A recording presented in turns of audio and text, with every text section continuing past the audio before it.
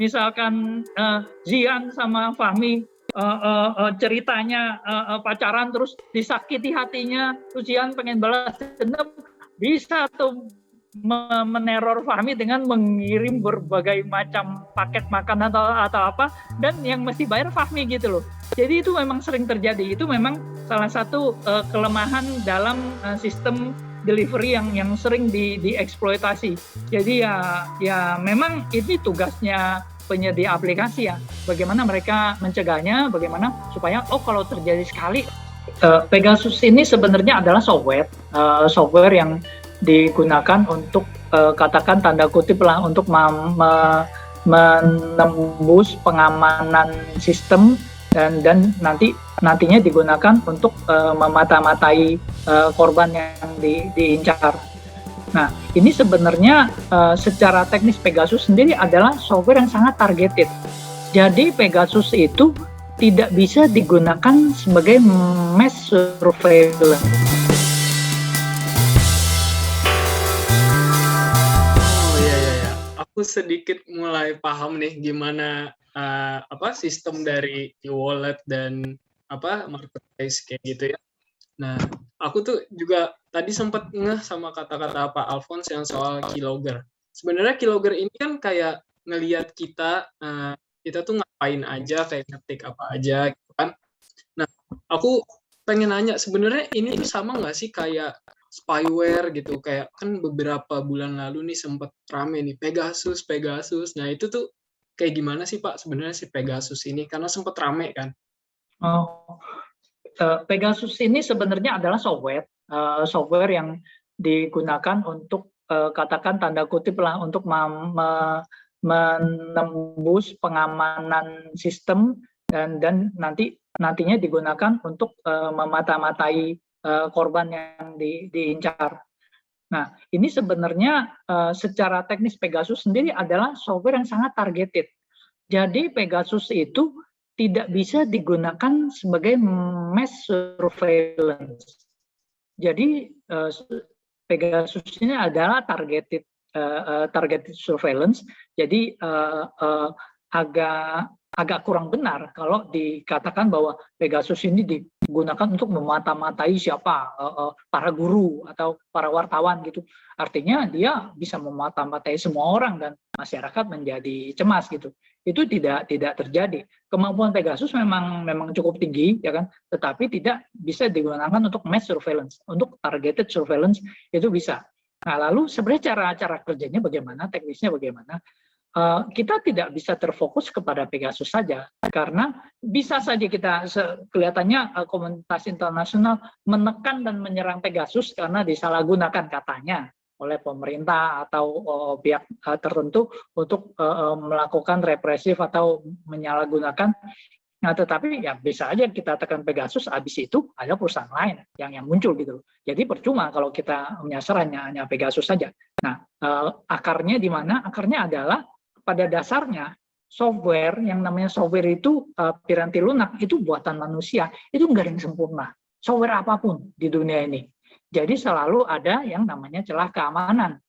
Nah, celah keamanan ini yang dieksploitasi. Jadi dibikin coding khusus, terus diserang aplikasinya, lalu mereka bisa masuk ke dalam dan mengambil alih gitu.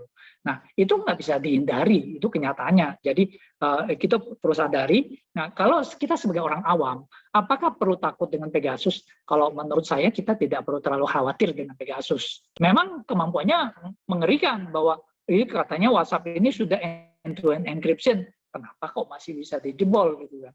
Nah, itu kalau memang Anda adalah high profile people, misalnya Anda presiden, menteri pertahanan, atau CEO dari perusahaan farmasi yang memiliki rahasia yang sangat besar. Kalau misalnya rahasianya ketahuan, bisa rugi triliunan. Itu mungkin Anda akan menjadi sasaran dari Pegasus. Tapi kalau kita orang awam atau ya sedang-sedang aja, rasanya sih biaya untuk pakai Pegasus untuk mematai kita itu nggak balik modal gitu. Itu untuk satu license itu bisa ratusan juta untuk melakukan itu. Jadi mungkin ini memang konsumsinya untuk levelnya level intelijen. Jadi memang ya saya nggak heran kalau bilang Macron mungkin mata-matain mungkin saja gitu. Dan kemampuan itu ada. Tapi ya nggak perlu sampai kita heboh di bawah. Oh, mau dimata-matai. Ya kalau kamu sepenting Macron ya boleh kamu heboh, boleh takut. Tapi kalau kita cuman orang awam sini tidak perlu terlalu khawatir ya dengan Pegasus ini. Oh gitu, jadi segmented ya. Tapi kalau misalkan nih ada sobat Nexttrend nih Pak yang termasuk dalam orang yang penting lah, kan kita nggak tahu nih sobat Nexttrend kayak gimana. Itu ciri-cirinya ada nggak sih Pak buat ngerti Pegasus itu seperti apa? Oke, ada aplikasi yang dikeluarkan yang bisa untuk mendeteksi apakah ada Pegasus atau tidak di handphone kita. Tetapi saya kasih informasi percuma saja. Kenapa percuma? Pada saat aplikasi itu dikeluarkan, dia bisa mendetek Pegasus yang sebelumnya. Jadi yang pembuat Pegasusnya tinggal dia detect ke sini, ke file ini, ke bagian ini. Ya udah, aku nggak perlu pakai bagian itu lagi deh. Dia udah detect, aku pakai bagian lain. Jadi udah percuma gitu. Tapi kalau memang mau tanya bisa atau tidak, itu bisa.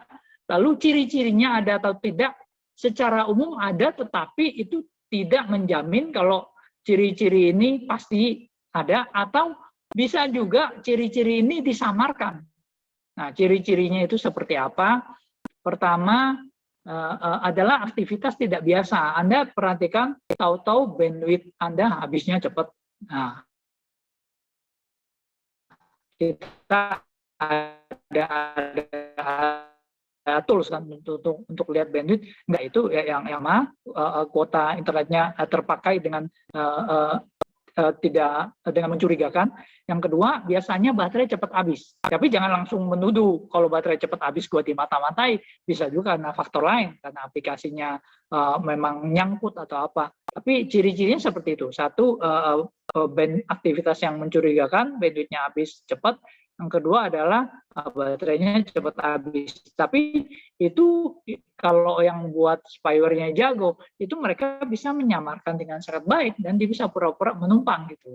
Dan kemarin ada sebagai contoh, ada spyware yang mencuri password, lalu dia tidak mengirimkan dengan file TXT, tapi dia masukkan ke dalam file gambar, lalu masukkan ke dalam header-nya, lalu dikirim file gambar. Jadi logikanya orang lihat, lu kalau nyuri password, kirim ke pembuatnya, keylogger, kan pasti TXT atau apa, atau zip atau apa, dan tidak akan mencari file PNG atau file JPEG, karena isinya kan gambar. Mereka selipkan di situ. Jadi kalau misalnya yang bikinnya jago, ya sulit bisa dideteksi. Tapi kalau mau bisa deteksi atau tidak, bisa. Lalu, apa yang harus dilakukan jika Anda orang penting? Saya rasa itu tugasnya BSSN. Jadi kalau menteri atau presiden, menteri pertahanan atau pejabat penting, ini sebenarnya BSSN sudah tahu, dan itu memang istilahnya levelnya intelijen. Jadi kita awam kalau di kesana ya ibaratnya nggak level lah. Mau lawan O'Connor ya kita suruh lawan ya digebukin ini kita bonyok gitu, karena memang nggak level gitu. Memang intelijen ya lawannya harus intelijen, dan memang mereka yang bertugas mengamankan hal ini. Waduh, kalau udah berpengalaman sama intelijen kayak serem banget ya.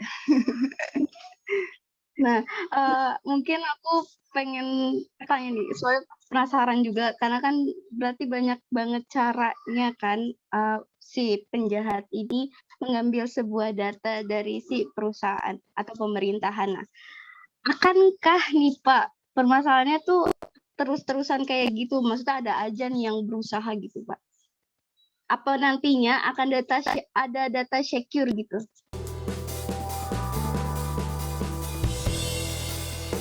Ada pameo di orang security, namanya security is a process. Jadi security adalah proses. Jadi kita tidak bisa membeli security, kita tidak bisa menjamin bahwa hari ini aman, besok atau lusa akan tetap aman, tidak. Jadi itu adalah suatu proses. Apa yang melatar belakangi hal ini?